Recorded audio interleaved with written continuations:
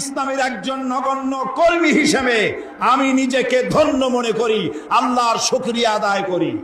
আল্লাহ তাআলা বলেছেন, আনাকিমুদ্দিন ওয়ালা তাতাফাররাকু, আমার দ্বীনকে প্রতিষ্ঠা করো আর এই ব্যাপারে কোনো মত পার্থক্য করো না।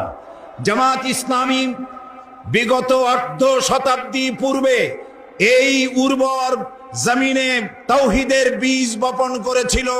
সেই বীজ থেকে চারা উদ্গত হয়ে সেই চারাটি আজ শাখায় প্রশাখায় পত্র পল্লবে ফলে ফুলে পরিশোভিত হয়ে বিশাল মহিরুহে পরিণত হয়েছে।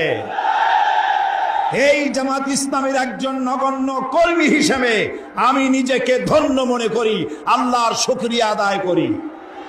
জামাত ইসলামী দ্বীন প্রতিষ্ঠার প্রচার প্রসারে বিগত অর্ধশত বছর ধরে এই দেশে কোনো হাঙ্গামা, কোনো মারধর, কোনো সন্ত্রাসী তৎপরতা চালায়নি।